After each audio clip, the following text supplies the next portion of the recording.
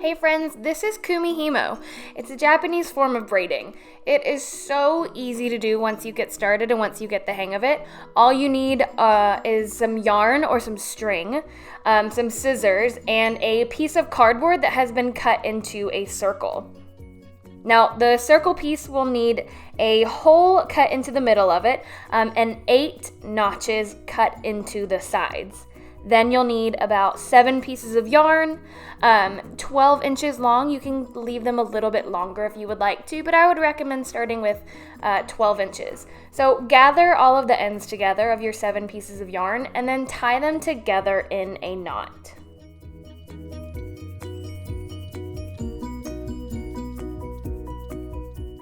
Once you have your knot pulled tight, you're going to take the yarn knot and put it through the center hole. Make sure that you have the knot facing down. Now you're going to take each of your 7 pieces of string and put it through one of the notches so it holds securely. You have 7 pieces of string, 8 notches, which means that you are always going to have 1 empty notch. Keep that notch facing you at all times. Now, for this part, you're going to count to the left, 1, 2, and then grab the 3rd piece of string, bring it up out of the notch and then over into the one that is facing you. Then you'll rotate the cardboard so that the new empty spot is facing you, and you'll repeat the process. Count 1, 2, 3 to the left, take the 3rd one, bring it up and over and in the empty notch. You're going to repeat this process of counting 1, 2 to the left, bring the 3rd one up and over and tying it into that notch until you're finished. It is a really repetitive process, just like regular braiding is. And let's see what starts to happen as I spend a little bit more time working with this braiding.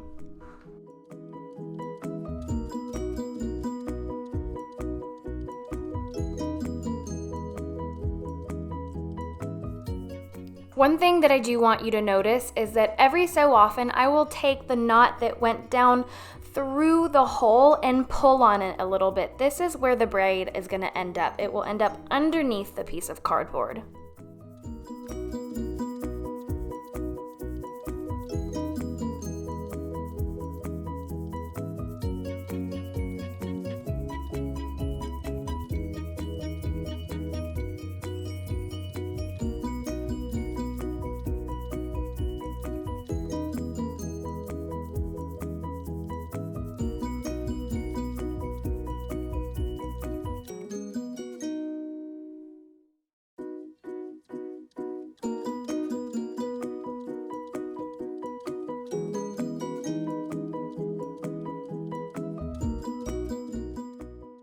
Now, after I've spent a little while working on this braid, and I'm not gonna kid you, it does take a little bit longer than you might expect.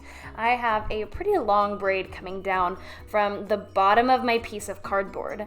In a moment, when I get to the end of my string, I'm gonna take that piece all the way off of the cardboard and then tie them together in a knot at the other end.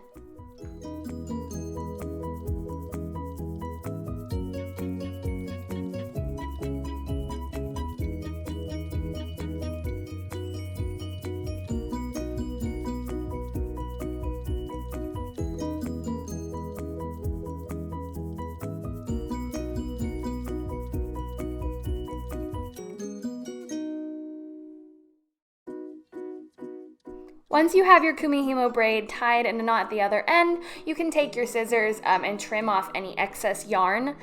Be really sure that all of the pieces are tied securely in the knot, and then you can use it for whatever you want to. My favorite way is to use it like a friendship bracelet. I can't wait to see what kind of creations you guys make with this technique.